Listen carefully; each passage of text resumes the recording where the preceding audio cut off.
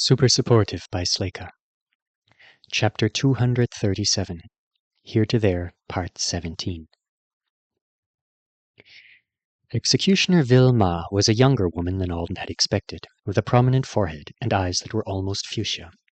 She met them at the door wearing the burgundy and black robes of her office and a pair of hair decorations that looked like they were made of someone's vertebrae. Her greeting was an ominous warning to eject any lies they might be thinking of telling from their bodies before they approached one who had long studied the offspring of retribution and mercy. And then she had them spit 3 times on the blade of a heated knife before she let them inside. This is the 2nd time a wizard's made me spit on something in a matter of days. The ritual with the knife made Alden expect the whole executioner experience to be formal and gravely serious.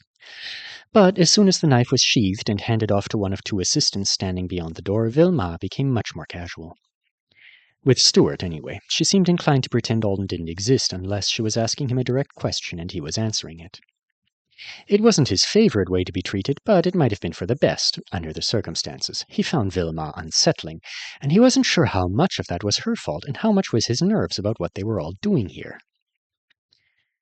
The executioner's tone was warmly educational as she poured Wevy into 2 cups and encouraged Stuart to examine a black ring engraved with the logogram for death. This was the ring all executioners who'd finished their training were given. It cut wizards' heads off. Hers had only severed 1 so far. You couldn't even use it to slice melons, only necks. Such a pity. Did Stuart want extra spice in his Wevy? Maybe just a tiny pinch? Goodness, she hoped he wouldn't mind saying hello to her son. He was in the courtyard with his tutor. The boy was much too young to know who the primary was, but when he was a little older, the story of meeting Stuart would be a good one to tell him. After going on like that for a while, she finished garnishing the drink, then passed Stuart a cup and took the other for herself.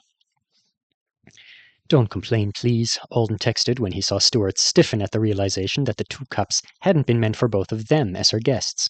"I doubt she's trying to offend me, and I don't want to drink boiling artificial Wevy when I'm hot." Stuart turned a look of protest his way. "But the law enforcement official wearing a magical headman's axe on her finger needs to know what I think of her terrible Wevy manners right this second," or something like that. That's definitely what he's thinking. Stuart refrained from saying anything, though, and sipped his Wevy while the executioner led him through the house. She praised Stuart for being a student at Leafsong and for being a young person who turned to the law rather than trying to manage another wizard by himself. In the courtyard they met her son, who was kneeling on a cushion and learning to read with his tutor. He was quite a bit more interested in the presence of an alien than in the primary's son, and as they left, Alden was treated to the sound of a small voice urgently asking the instructor, "What do humans do?" From there, she took them to see a collection of recordings of infamous criminals. They were arranged on shelves alongside the recordings of the investigators, subduers, and executioners who dealt with them.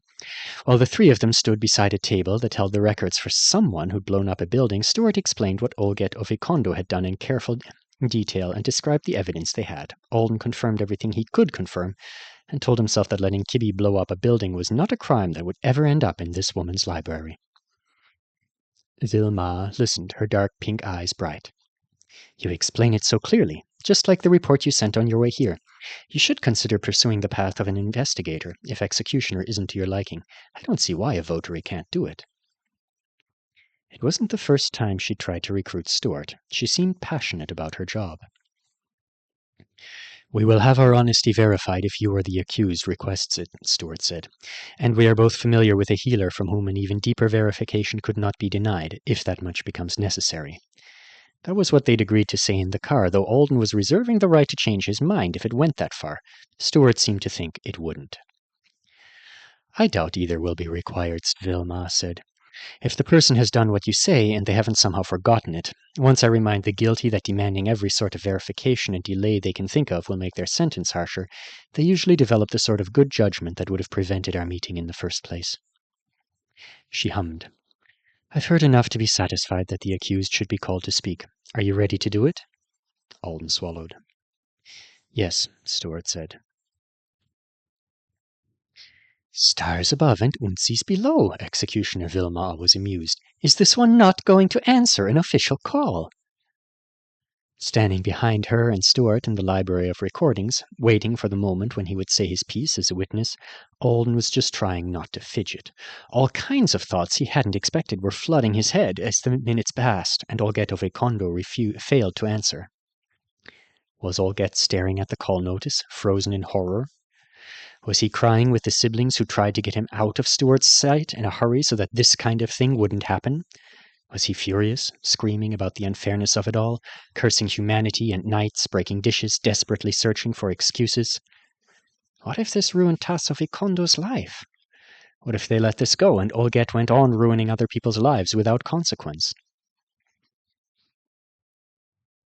When the man finally did answer the executioner's call, Alden let out a huge sigh that probably made him sound like an impatient asshole, but the broken tension was that strong. "Hello," Olget said, a single bead of sweat running down the side of his thin nose. "Hello, His brother was beside him. The grip he had on Olget's shoulder looked like it had to be painful, and his face was cold. "Hello," said Olget Ovekondo. "For what reason is an executioner calling me?" "Olget Ovekondo, I greet you," Executioner Vilma said, "and when I greet you in person you will spit on my knife. For you have been accused of crimes against your path and our people, and I have heard these accusations and been swayed by them. If the one who accused you do so with knowing falsehood, I shall make sure they repay you for it ninefold or more, and I shall bow my head before you in apology. But if you have done wrong, I call down to you from the higher steps of recompense. Come to me and admit your crimes, and I will help you live a life worthy of a wizard again. Run from me, and I will send stronger wizards to subdue you. Hide truths from me, and I will send clever investigators to find them. The guilty will pay for their crimes, and they will pay again for denying them. This is what you have been accused of, and these are the two who accuse you. It has been said that you used magic recklessly, casting a spell through the homes of people of the ordinary class with harmful purpose. Is it so?" "I, Sina Stuart, a votary wizard of the first rapport, have said it is so." "I, Alden Thorn, an avowed of earth, have said it is so." They waited. Olget trembled. "You may answer me at my house," Executioner Vilma said easily after a short while had passed.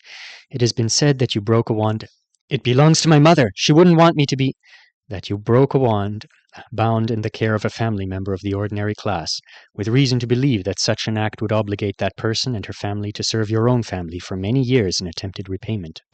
Is it so?" "I, Sina Stuart, have said it is so." "I, Alden Thorn, have said—" The call ended with Olget Ovekondo offering nothing more than stammers and a second bead of sweat. Vilma granted him a period of time to think, around an hour and a half long. He would be teleported to her home then to answer in person.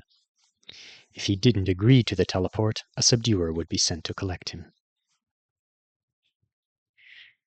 "I always teleport criminals directly to the courtyard," said the executioner, as she led the way upstairs and onto the courtyard's balcony level. "He won't be able to hear anything we say to each other up here if we step back from the edge a single pace. And I believe the fresh air and the view of the sky should inspire people toward truthfulness." Vilma's two household servants seemed to be prescient. If private matters were being discussed, they vanished.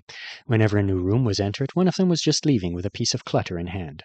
Now they were both on the balcony, the woman trimming a fine old dead leaf from one of the vines that trailed down the building into the courtyard below, while the man put fresh cushions on the wide brown rocking chairs.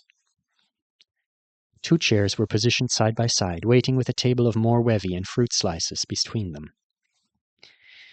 Alden was confident now that Vilma just had a wrong but understandable impression of what he was here for. If Alden was Stuart's bodyguard, even a decorative one, then he should stand and pretend to watch for threats. If he was Stuart's summoned rabbit helper, he should stand around waiting for Stuart to need something. What else would an avowed be doing traveling with a young wizard? Stuart hadn't given her the "this is my soon friend" speech. They had other things on their plate, and it seemed like a lot to get into for little benefit. Got it, I'll just stand in the shade, try not to sweat like... A chair from the other side of the balcony lifted and glided over to join the pair with the snacks. It settled there gently, and Stuart tucked the wand that he always seemed to use for levitation back into his belt. Executioner Vilma paused in the middle of a sentence about how she'd love to discuss Stuart's professors, if he was interested in her opinion on some of them. She recovered with a blink, and an eye landed on Alden. Would the avowed like a cup of wevy? "I'm sure he'd prefer something chilled," Stuart said. And take the chair closest to the house, Alden. The sunlight will strike the balcony before we're done here, and this is a very hot place for a human. They all sat. Alden took the chair closest to the house, as well as a slice of cold yellow fruit that Stuart pointed out as a particular delicacy. Vilma asked if he liked it. Alden said he did, and Stuart nodded to himself as if to say all was now right with the world, while they waited for the accused to make his in-person appearance.